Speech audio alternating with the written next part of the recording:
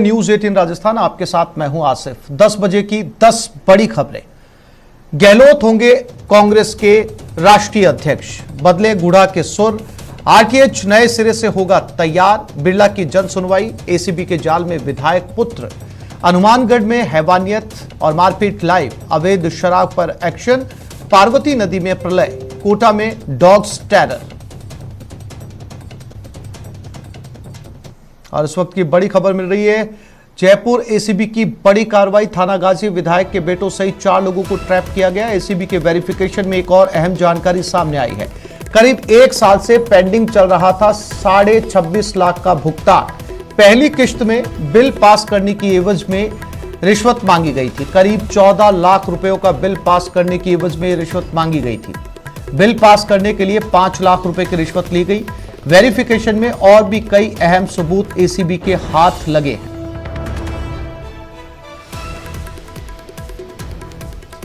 तो थानागाजी विधायक के एक नहीं बल्कि दोनों बेटों पर एसीबी की कार्रवाई। मामला रिश्वत से जुड़ा हुआ है। बिल पास करने की एवज में रिश्वत मांगी गई थी। 26.5 लाख का भुगतान ड्यू चल रहा था और इसी भुगतान को क्लियर करने के लिए 5 लाख रुपए की रिश्वत ली गई थी। इसके अलावा भी जो जानकारी एसीबी से निकलकर सामने आ रही है, उसके मुताबिक कुछ और दस्तावेज जो कि इस पूरे मामले के अंदर बहुत महत्वपूर्ण हैं, एसीबी के हाथ लगे हैं। वेरिफिकेशन में और भी कई अहम सबूत एसीबी के पास है। इसे लेकर आगे भी बड़ी कार्रवाई हो सकती है। तो फिलहाल थानागाजी विधायक के दोनों बेटों पर एसीबी का शिकंजा। तस्वीरों में आप उनके दोनों पुत्रों को देख सकते हैं और इन दोनों के अलावा 2 और लोगों को भी ट्रैप किया गया है, यानी कि कुल 4 लोग इस रिश्वत कांड में ट्रैप हुए हैं। फिलहाल एसीबी तमाम जानकारी, दस्तावेज, साक्ष्य जुटाने की कोशिश में 5 लाख रुपए की रिश्वत देते हुए एक भाई के कहने पर दूसरे भाई ने ली और इसी दौरान एसीबी ने इनको ट्रैप किया है। इसके अलावा 2 और लोग भी इसमें आरोपी बने हैं। 1 साल से लगभग 26.5 लाख रुपए का भुगतान पेंडिंग यानी कि ड्यू चल रहा था और इसी बिल को क्लियर करने के लिए 5 लाख रुपए की रिश्वत का यह पूरा मामला है जिस पर एसीबी ने कार्रवाई की है।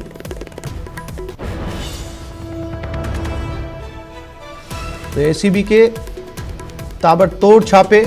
अलवर से हमारे साथ राजेंद्र जुड़ गए, उनसे ज्यादा जानकारी लेते हैं। राजेंद्र, क्या ये पूरा मामला था? 26.5 लाख का भुगतान किस योजना से जुड़ा हुआ था और दोनों पुत्रों में से किसने इस रिश्वत को लिया था और फिलहाल एसीबी ने क्या कार्रवाई की है? जी, ये जो पूरा मामला है, थानागाजी विधानसभा के जो विधायक हैं उनके पुत्र लोकेश मीणा के द्वारा जो अधिकारी हैं, उनको ठेकेदार हैं, उनसे कमीशन लिया जा रहा था। जो विभाग के द्वारा जो स्वास्थ्य मिशन और जलदाय विभाग पेयजल के लिए, स्वस्थ पेयजल के लिए योजना है, उसके लिए हैंडपंप के लिए जो राशि थी उसके बिल जो है उनके भुगतान करवाने के एवज में लोकेश मीणा के द्वारा ये रिश्वत मांगी गई थी और एसीबी की द्वारा जो परिवादी ने शिकायत की थी तो लोकेश मीणा से वेरिफिकेशन करवाया गया था और वेरिफिकेशन के बाद जब रिश्वत की राशि देने की बात थी तो लोकेश मीणा खुद यहाँ अलवर में था और उसका भाई जयपुर में था। वहां जयपुर में जाकर के जो राशि है वो दिलवाई गई थी। तो रिश्वत की जो 5 लाख रुपए की राशि है वो कांति के जो दूसरे बेटे हैं कृष्ण कुमार जो है, कृष्ण कांत, उनके द्वारा ली गई थी। वहां उसे ट्रैप करने के बाद में एसीबी की एक टीम एएसपी पुष्पेंद्र सिंह के नेतृत्व में अलवर आई और उसने लोकेश मीणा को हिरासत में लिया और दूसरी अलवर की जो टीम थी उसके द्वारा जो बीडीओ और प्रधान के जो पुत्र हैं उसको दोनों को अलग में, कुल मिलाकर 4 टीमों के द्वारा इस कार्रवाई को, अलग अलग जो 4 टीमें बनाई थी उनके द्वारा अंजाम दिया गया है। एक टीम के द्वारा ट्रैप की कार्रवाई की गई थी जहाँ 5 लाख रुपए कांति के जो बेटे हैं कृष्ण उससे लिए गए थे। दूसरी टीम के द्वारा जो लोकेश है उसको उठाया गया और तीसरी टीम जो अलवर की थी उसके द्वारा एएसपी की जो विजय सिंह है उनकी टीम के द्वारा जो बीडीओ है नेत्राम मीणा और प्रधान जो है उनके बेटे जय किशन जो हैं उनको उठाया था, इस जयप्रकाश।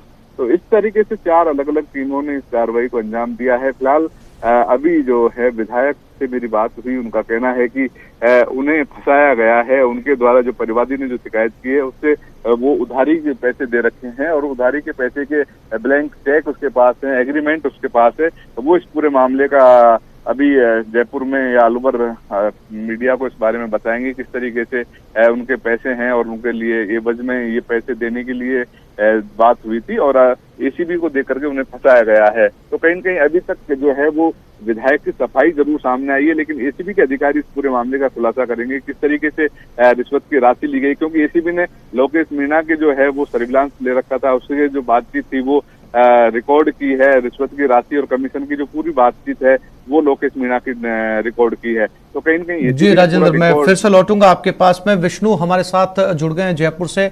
विष्णु, क्या अपडेट इस पूरी कार्रवाई के बारे में?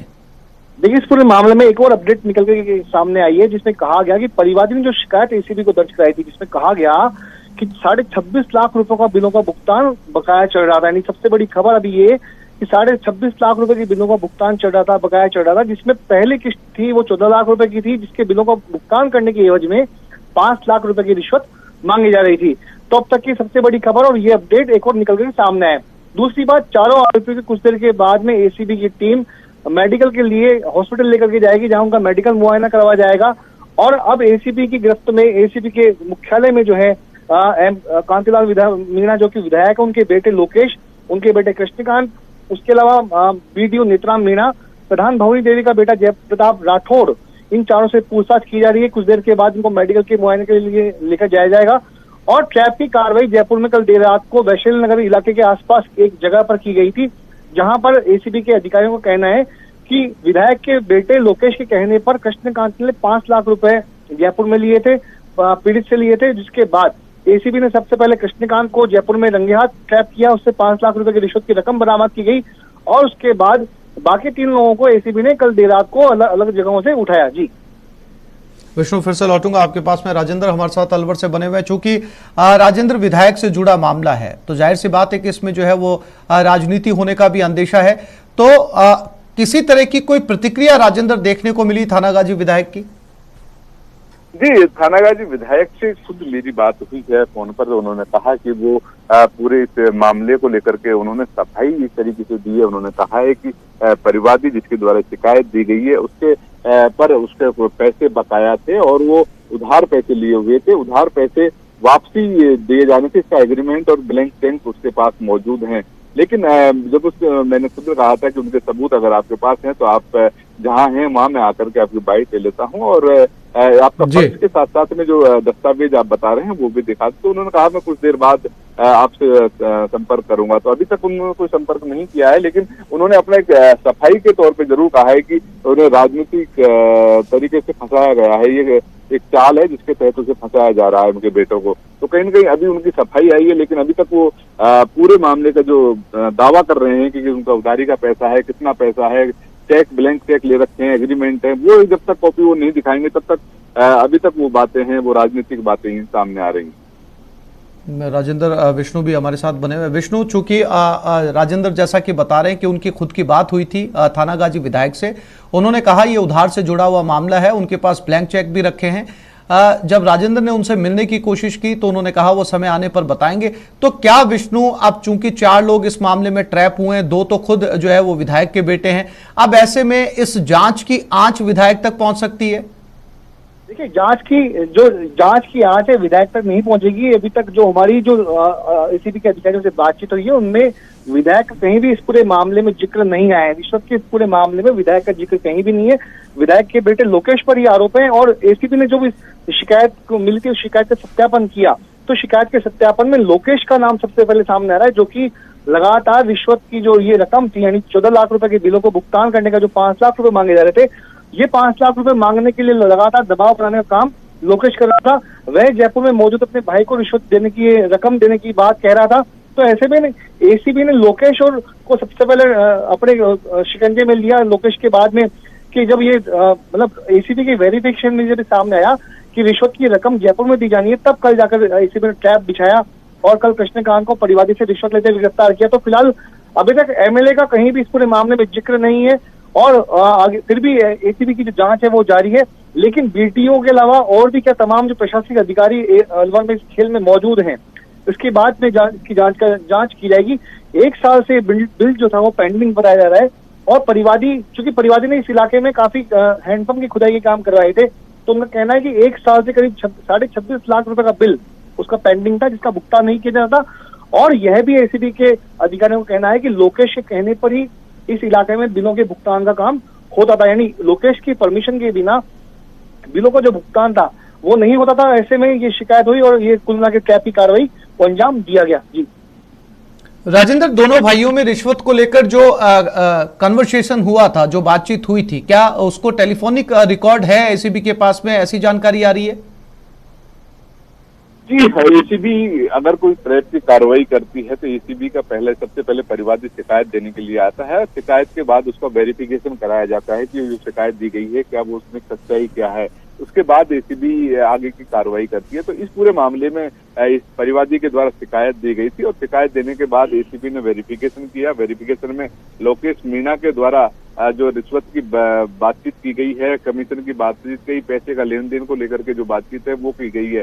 उसके बाद जब परिवादी को पैसे देने की बात सामने आई तो लोकेश चूंकि उस टाइम जयपुर में नहीं था, तो रिश्वत की राशि है वो जयपुर में देने के लिए कहा, तो परिवादी ने जयपुर में रिश्वत की राशि दी। तो उन्होंने लोकेश ने अपने भाई जो है कृष्णकांत, तो उनको वहां पर पैसे देने के लिए बोला। तो उसके बाद एसीपी ने तुरंत पूरे मामले में, पहले एसीपी अगर अलवर में ट्रैप की कार्रवाई होती तो अलवर में जाल बिछाया जाता, क्योंकि जब जयपुर में पैसे देने के लिए लोकेश ने बोला तब एसीबी की एक अलग टीम जयपुर वहां पर ट्रैप की कार्रवाई, पहले कृष्णकांत को रंगे हाथों गिरफ्तार किया और उसके बाद फिर अलग अलग टीमें गठित करके लोकेश को एएसपी पुष्पिंदर सिंह जी की टीम थी वो लेकर के गई थी, और जो बीडीओ है नेत्राम मीणा और भंवरी देवी जो प्रधान हैं उनके बेटे जयप्रकाश को अलवर एसीबी की जो टीम है एएसपी विजय सिंह उनके राजेंद्र टीम थी वो लेकर के आई थी। राजेंद्र और विष्णु, आप दोनों साथियों का बहुत शुक्रिया तमाम जानकारी के लिए।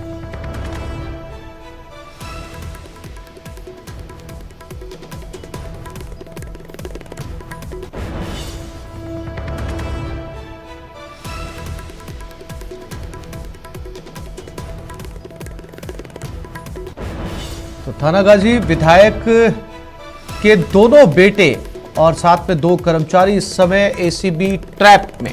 परिवादी ने शिकायत की थी, 26.5 लाख रुपए ड्यू थे, हैंडपंप की खुदाई से जुड़े ये मामले थे और इसके अंदर बताया ये जा रहा है, जो प्राथमिक जानकारी निकलकर सामने आ रही है उसके मुताबिक विधायक के एक बेटे ने दूसरे बेटे को फोन करके पैसे कलेक्ट करने के लिए कहा और ये पैसे दिए जाने थे जयपुर के अंदर, और जयपुर में वेरिफिकेशन करवाया। एसीबी ने वेरिफिकेशन के बाद घटना को सत्यापित किया और उसके बाद में ये कार्रवाई की। और जब इस पूरे प्रकरण की जांच एसीबी ने शुरू की तो सबसे ऊपर नाम थानागाजी विधायक के बेटे का आ रहा था। लिहाजा पूरी जांच के बाद में दोनों बेटे एसीबी के ट्रैप में। और इसके बाद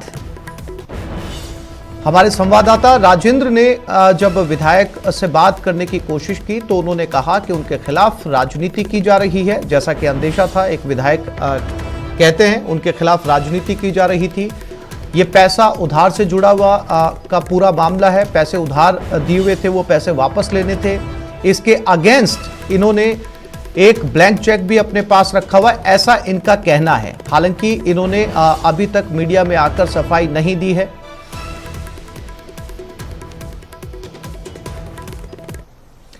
आगे बढ़ते हैं। बीकानेर के खाजूवाला से यह खबर है। खाजूवाला में शराब के खिलाफ बड़ी कार्रवाई हुई। 5 गांव में हथकड़ शराब के खिलाफ कार्रवाई की गई। 900 लीटर लाहन को नष्ट किया गया। 16 लीटर हथकड़ शराब को जब्त किया गया। 5 आरोपियों के खिलाफ केस दर्ज हुआ है।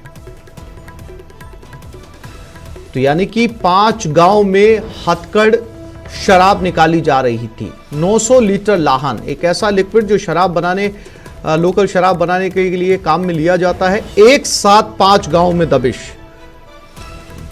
900 लीटर लाहन को नष्ट किया गया है। तो 5 गांव में एक साथ पुलिस की बड़ी कार्रवाई। बीकानेर के खाजूवाला में यहां पर हथकड़ शराब बनाई जा रही थी। गैर कानूनी तरीके से एक ऐसी शराब जिसे गांव के अंदर ही बनाया जाता है, और 5 गांव के अंदर ये गोरख धंधा चल रहा था। और इसके बाद पुलिस ने यह कार्रवाई की। एक साथ 5 गांव में पुलिस ने बीकानेर के खाजूवाला से खबर, जहां आसपास के 5 गांव में पुलिस ने दबिश दी है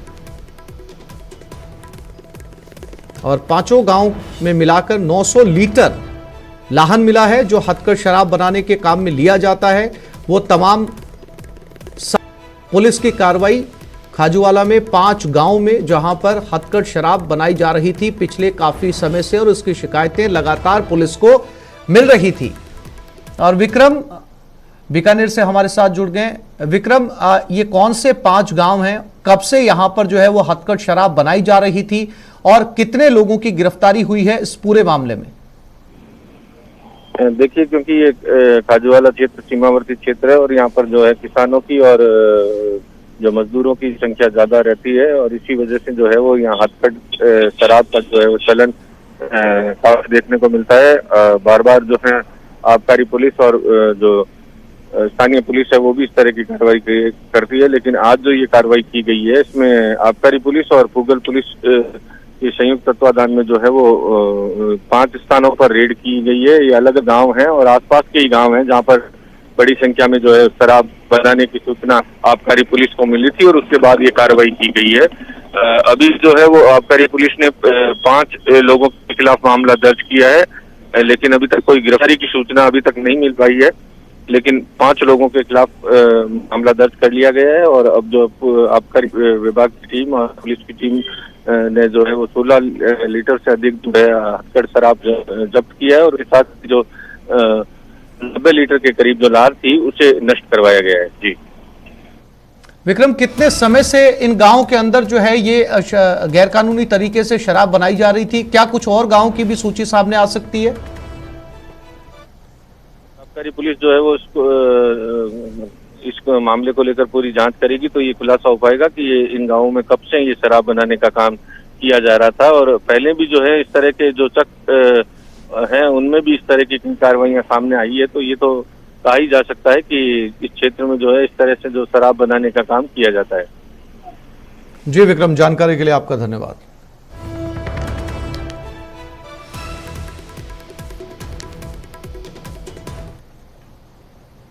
चूरू जिले की तारानगर तहसील में पुलिस थाने से महज 100 मीटर की दूरी पर छात्रों के 2 गुटों में जमकर लाठी डंडे चले, लेकिन इस पूरे मामले से पुलिस अनभिज्ञ रही। लाठी डंडे और ईंटों से हुई इस मारपीट में आधा दर्जन के करीब छात्रों को चोटें भी आई। घटना के दौरान एक बार की लोगों में दहशत फैल गई। मारपीट की इस घटना का करीब 58 सेकंड का एक वीडियो सोशल मीडिया पर वायरल हो रहा है। थाने से महज 100 मीटर की दूरी पर इस तरह की मारपीट कानून व्यवस्था पर सवालिया निशान खड़े करती है।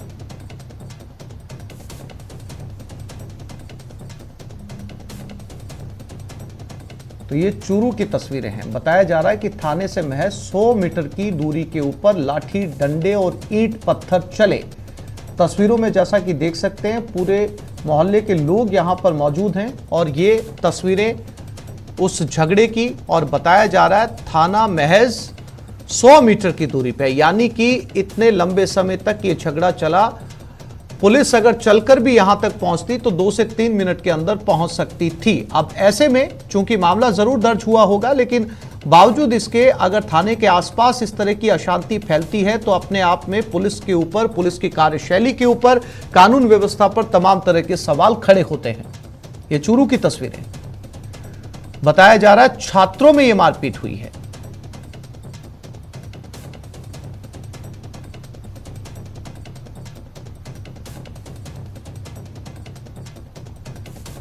चूरू से तस्वीरें। यहां छात्र रहते थे अध्ययन के सिलसिले में।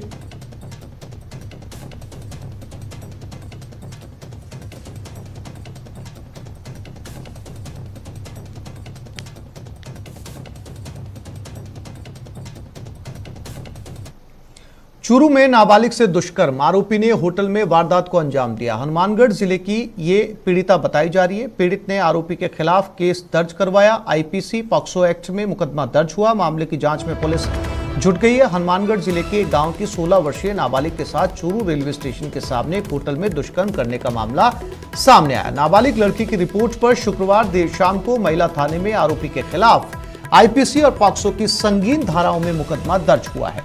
महिला थाना पुलिस ने मुकदमा दर्ज कर पीड़िता का रात को राजकीय भरतिया जिला अस्पताल में मेडिकल करवाया।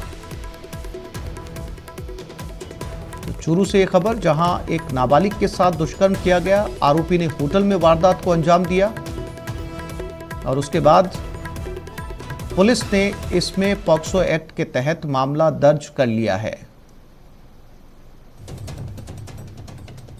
एक बालिका जिसकी उम्र 16 साल 9 मास है, जिसने एक लिखित रिपोर्ट दी है, जो अपने चाचा के साथ आई है, जिसका रिपोर्ट में ये कहना है कि कल रात को 22/9/2022 को रात्रि को श्रीनाथ होटल जो चूरू में है, उसे हम रात को रुके थे। रात को मेरा सिर दर्द हो रहा था, तो मैंने गोली के लिए होटल वाले मालिक से कहा, तो वहाँ एक लड़का था, उसने कहा चलो पास वाले कमरे में चलते हैं, वहाँ को गोली दे देता हूँ। पास वाले कमरे में ले जाकर दुष्कर्म किया। और प्रदेश में पिछले कई दिनों से हो रही बरसात के कारण नदी नाले उफान पर हैं। कई मार्ग बंद हो गए तो कई गांव टापू में तब्दील हो गए। वहीं जल भराव होने से कई जगह अब हालात बिगड़ने लगे हैं। ये 3 तस्वीरें पिछले 2 दिनों से लगातार प्रदेश के अलग अलग हिस्सों में रुक रुक कर बरसात हो रही है। 12 जहां बरसात से पूरे थाने में पानी भर गया। आप देख सकते हैं कि जहां पर आरोपियों को लॉकअप में बंद किया जाता है, उस लॉकअप तक पानी पहुंच चुका है। दूसरी तस्वीर कोटा की, कोटा में भी नदी उफान पर है। और तीसरी तस्वीर कंधे पर बाइक रखकर निकल रहे हैं 12 की तस्वीर, 12 कोटा और 12 की दूसरी तस्वीर। और ये खबर कोटा से, खातोली की पार्वती नदी में पानी की आवक जारी है। पार्वती नदी की पुलिया पर करीब 6 फीट पानी चल रहा है। करीब 30 घंटे से अवरुद्ध है स्टेट हाईवे 70 कोटा श्योपुर राजमार्ग। राजस्थान का मध्य प्रदेश से संपर्क कट चुका है। 2 राज्यों के बीच सेतु बनने वाली पार्वती नदी ने रास्ता रोक रखा है। मध्य प्रदेश में हो रही बरसात का राजस्थान की पार्वती नदी पर भी असर साफ तौर पर नजर आ रहा है।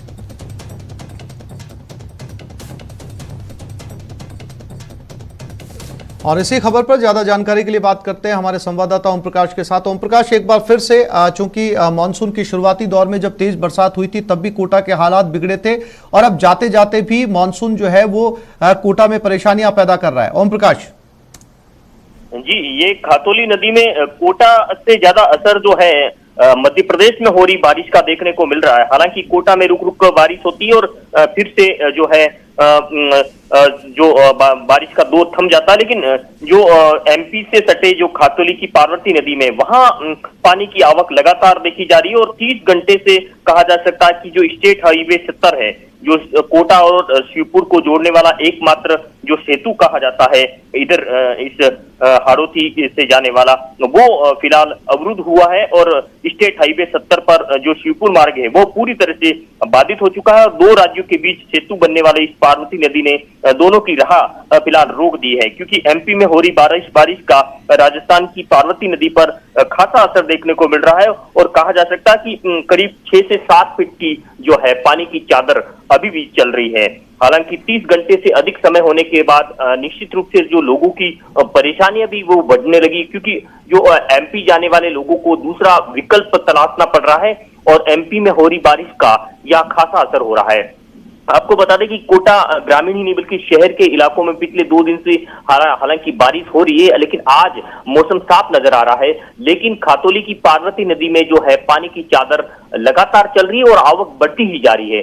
कल 2 फीट की चादर थी, लेकिन आज 6 से 7 फीट की चादर चलने लगी, क्योंकि उनका जो विशेष तौर से सुदूर अंचल में, ग्रामीण अंचल में और एमपी से सटे इलाकों में जो बारिश हो रही है उसका असर खास तौर से देखा जा रहा है। और फिलहाल जो खातोली थाना पुलिस है वो उनका जाब्ता वहां मौजूद है और लोगों को पूरी तरह से समझाइश की जा रही है कि वहां किसी भी तरह से नदी के जो आसपास नजर नहीं आए। जी ओम प्रकाश, जानकारी के लिए आपका धन्यवाद।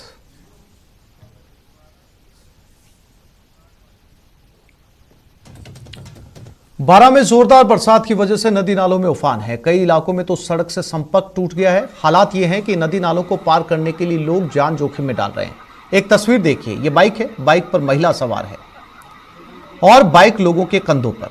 अजब गजब तस्वीर, जहां चेरा खैड़ी की नदी में उफान आने के बाद कुछ लोगों ने मोटरसाइकिल को कंधों पर रख ऊपर से महिला को बिठा नदी की पुलिया को पार करवाया। दरअसल एक दंपत्ति को बाइक से चेरा खाड़ी गांव जाना था। ऐसे में नदी की पुलिया पर 2 फीट से ज्यादा की चादर चल रही थी। बाइक के साथ दंपति को भी नदी पार करानी थी। ऐसे में बाइक को कंधों पर उठाकर और उसके ऊपर महिला को बिठाकर ग्रामीणों ने पुलिया को पार करवाया।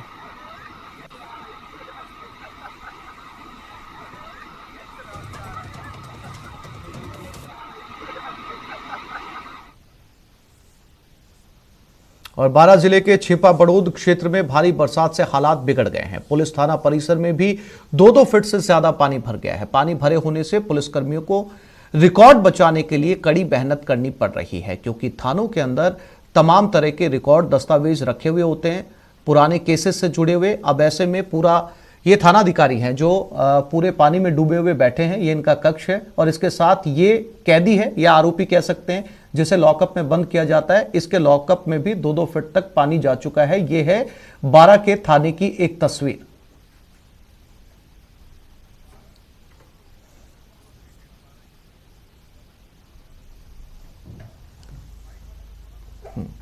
और बारां से विपिन हमारे साथ जुड़ गए हैं।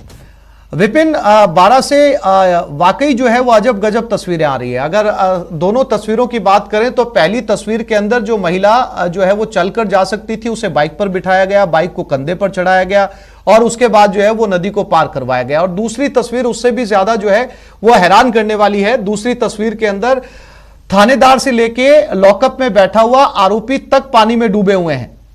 विपिन, क्योंकि बारिश का दौर है, वो बीते 3 दिन से लगातार बारिश हो रही है जिले में, और उसी की वजह से ये सब जो तस्वीरें हैं वो सामने आ रही है। पहली जो तस्वीर है वो कस्बा थाना क्षेत्र के जो है चौड़ाखाड़ी नदी की है। ये नदी अमूमन बरसाती नदी है और बरसात के बाद ये जो है उफान पर आ जाती है, और ये ऐसा ही हुआ क्योंकि ये जब उफान आया तो इस आगे 2 फीट और इसके आगे जो पानी दिख रहा है वीडियो में, उसके आगे और में जो है वहां से एक महिला और पुरुष निकल रहे थे बाइक से। क्योंकि उनके आगे बहाव तेज था तो ऐसे में बहने का खतरा था बाइक समेत, तो वहाँ ग्रामीण जो युवक थे उन्होंने बाइक को कंधे पर बिठाया और ये महिला जो थी उसको कि बार बार कह रही थी गीले हो जाएंगे, बह जाएंगे। तो ऐसे में युवाओं ने जो उसको ढांढस बरसाते हुआ कहा कि आप भी इस बाइक पर बैठ जाइए, हम भी आपको पार करा देंगे। तो ऐसी जो ये तस्वीर है पहले आई। और जब ये दूसरी जो है जब ये छिपा बड़ौद थाना है, थाना एक्चुअली के पार्वती नदी के पास से है और यहाँ पर भी तेज बरसात देखने को मिली। जी विपिन, यकीनन जो है वो इस तरह की तस्वीरें हैं पानी को लेकर, और साथ ही साथ जो है वो किस तरीके से लोग सड़क पार करा रहे हैं, थाना कैसे पानी में डूबा हुआ है लगातार हो रही बरसात के कारण। विपिन, तमाम जानकारी के लिए आपका धन्यवाद। सीमांचल दौरे पर गृह मंत्री अमित शाह किशनगंज में मां के दर पर अमित शाह बूढ़ी काली मंदिर में पूजा अर्चना कर रहे हैं। यानी सीमांचल पहुंचे हैं केंद्रीय गृह मंत्री और किशनगंज में मां के दर पर पहुंचे हैं गृह मंत्री अमित शाह। बूढ़ी काली मंदिर में वो इस समय पूजा अर्चना कर रहे हैं। ये तस्वीरें किशनगंज बिहार से।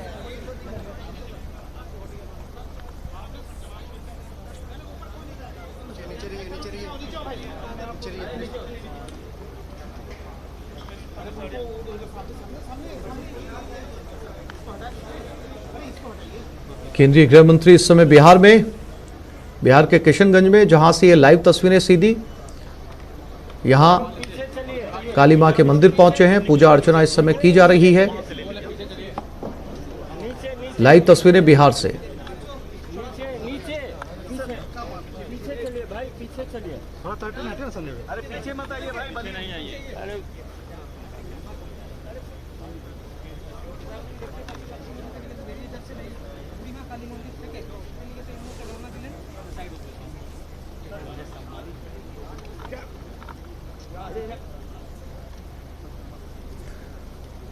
गृह मंत्री अमित शाह इस समय बिहार के सीमांचल दौरे पर हैं और सीमांचल दौरे की शुरुआत करने से पहले उन्होंने बूढ़ी काली मंदिर के अंदर पूजा पाठ से इसकी शुरुआत की है। पहले पूजा अर्चना और फिर सीमांचल का दौरा।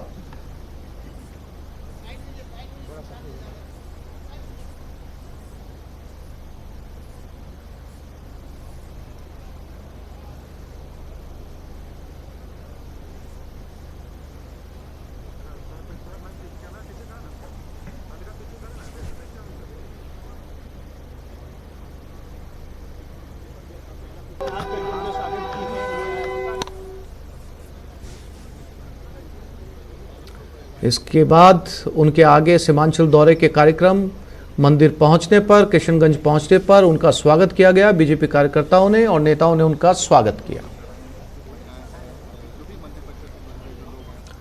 लंपी स्किन डिजीज को लेकर मुख्य सचिव आज वीडियो कॉन्फ्रेंस करेंगे। मुख्य सचिव उषा शर्मा सभी जिला कलेक्टर के साथ समीक्षा करेंगी। पशुपालन विभाग, कृषि विभाग, मत्स्य पालन विभाग, सहकारिता, पंचायती राज, ग्रामीण विकास, यूडीएच के अधिकारी भी जुड़ेंगे वीडियो कॉन्फ्रेंस में। जिला, संभाग और ब्लॉक स्तर के अधिकारी भी शामिल होंगे वीसी में। वीसी के जरिए मुख्य सचिव वैक्सीनेशन अभियान पर मंथन करेंगी। कंपनियों द्वारा वैक्सीन की पर्याप्त मात्रा उपलब्ध नहीं कराने की भी समीक्षा की जाएगी। राजस्थान को 17 लाख वैक्सीन में से 16 लाख से टीकाकरण किया गया। एलएसडी से जुड़ी दवाइयों की पर्याप्त उपलब्धता की भी समीक्षा की जाएगी।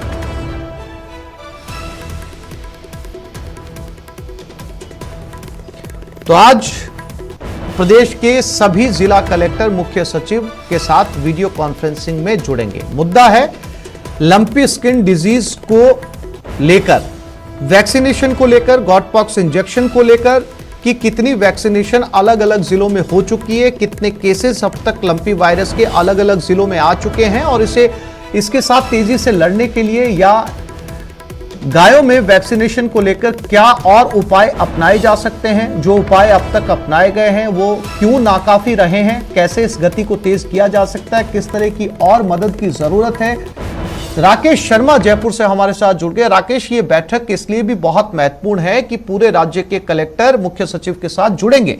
ऐसे में तमाम तरह की समीक्षा की जाएगी, सभी जिलों के आंकड़ों को आपस के अंदर साझा किया जाएगा। लेकिन सवाल अभी भी राकेश वही है कि लंपी को रोकने के लिए ठोस कदम उठाने की जरूरत है। राकेश, बिल्कुल, देखिए आपसे जिस तरीके से लंपी वायरस संक्रमण तेजी से फैल रहा है और राजस्थान में पशुधन की मौत हो रही है, उसके बाद सरकार गंभीर है, क्योंकि एक तरफ तो जो वैक्सीन निर्माता 2 कंपनियां हैं, इन्होंने भी वैक्सीन की सप्लाई लगभग ठप कर दी है। अब राजस्थान की वैक्सीन का स्टॉक नहीं है।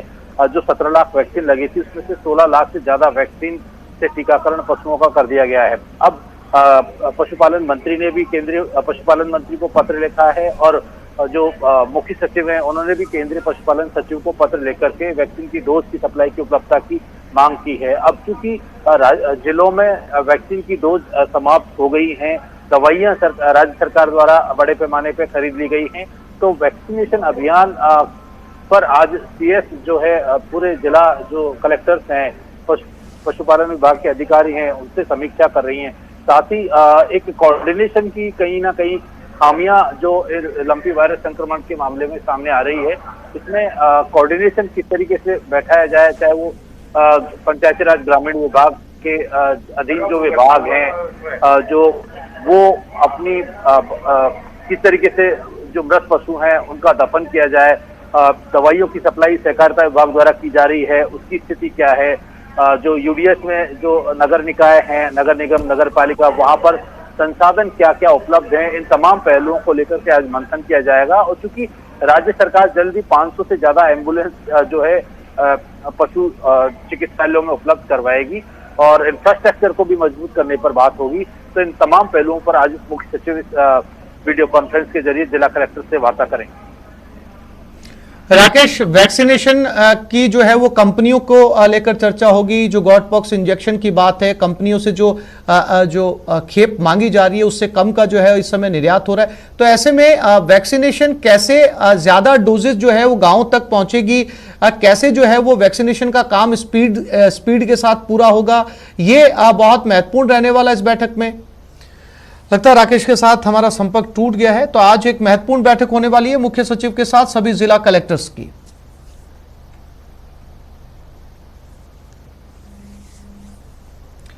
जालोर में लगातार लंपी बीमारी गोवंश पर कहर ढा रही है, जिसके चलते गाय तड़प तड़प कर मर रही है। इसको लेकर भाजपा के जिला अध्यक्ष श्रवण सिंह राव आगे आए और लाखों रुपए खर्च करके गायों के लिए दवाइयां और अन्य उपकरण गौशालाओं में उपलब्ध करवाए। भाजपा जिला अध्यक्ष श्रवण सिंह राव ने भीनमाल के रिको इंडस्ट्रियल एरिया में संचालित श्री गोपाल कृष्ण गौशाला के गो शिविर का निरीक्षण भी किया। इस दौरान उन्होंने गौशाला को 1.5 लाख रुपए नगद और दवा उपलब्ध करवाई। गौमाताओं को और विशेषकर उन गो भक्तों को जो यहाँ पे आज सेवा कर रहे हैं, इनको नमन करने का, इनको पैरों को हाथ लगाने का मन हो रहा है। सरकारों की स्थिति ऐसी है कि सरकारें बिल्कुल संवेदनाहीन हो गई है। और जो सरकारों में बैठे हैं, चाहे वो राजनेता हो चाहे अधिकारी हो, उनको अपने कर्तव्य बिल्कुल भूल गए हैं और केवल स्वार्थ की व्यवस्था में वो पड़ गए हैं।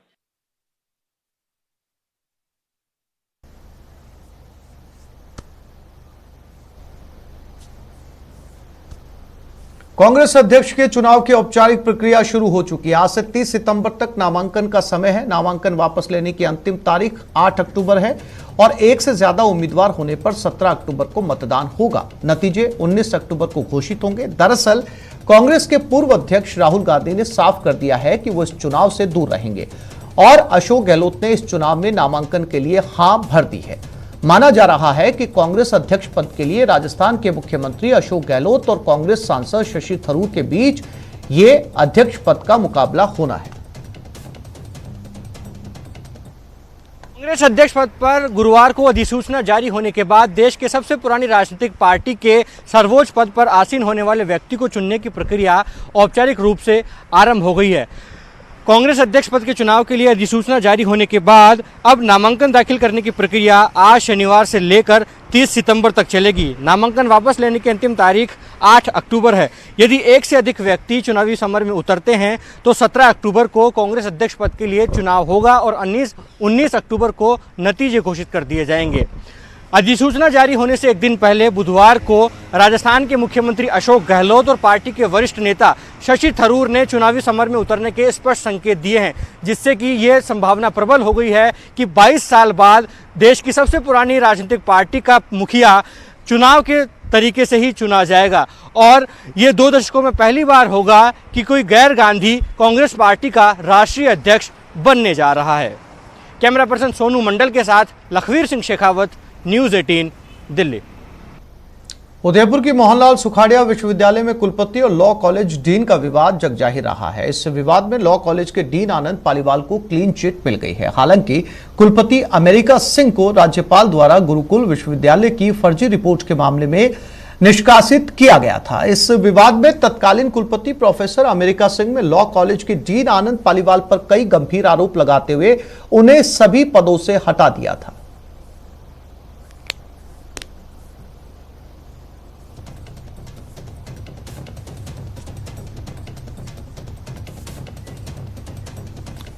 शहीद हवलदार नरेश कुमार को आज बगड़ में अंतिम विदाई दी जाएगी। शहीद हवलदार नरेश कुमार की पार्थिव देह आज सुबह 4 बजे झुंझुनू पहुंची, जहां जिले के बीडीके अस्पताल में उनकी पार्थिव देह को रखा गया।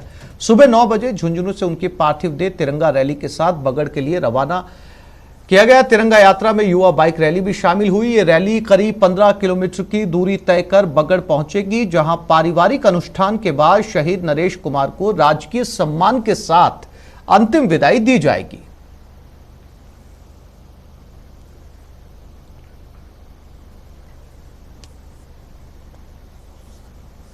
राजस्थान के धौलपुर जिले के सरमथुरा और करौली जिले के कैला देवी अभ्यारण्य को जोड़कर जल्दी नया टाइगर रिजर्व बनाया जाएगा। इसके लिए वन विभाग ने कवायद शुरू कर दी है। सवाई माधोपुर जिले के रणथंभौर टाइगर रिजर्व में बाघों की संख्या 80 से ऊपर पहुंच गई है। आए दिन होने वाली वर्चस्व की लड़ाई में कई बाघ जान गंवा चुके हैं।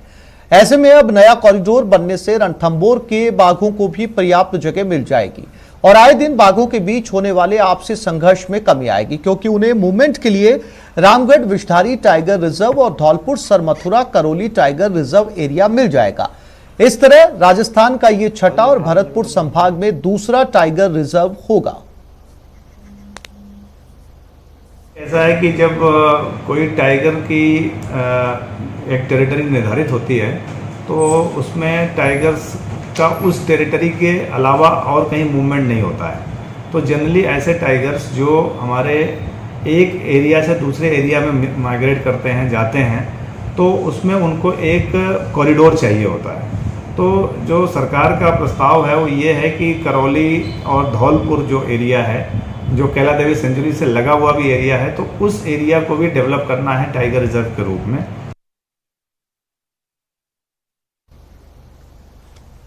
स्पीकर ओम बिरला का 3 दिवसीय कोटा दौरा। शक्तिनगर स्थित कैंप दफ्तर पर जनसुनवाई करेंगे। लोकसभा अध्यक्ष बिरला कई कार्यक्रमों में शामिल होंगे। निजी स्कूल एसोसिएशन के स्नेह मिलन समारोह में वो शिरकत करने वाले हैं। तो एक बार फिर से कोटा दौरे पर, वहां एक बार फिर से लोगों की जनसुनवाई और एक निजी कार्यक्रम में भी वो हिस्सा लेंगे, लेकिन सबसे पहले वो वहां पर मौजूद लोगों की समस्याएं सुनेंगे और हमेशा की तरह मौके से ही निपटारे की कोशिश करेंगे।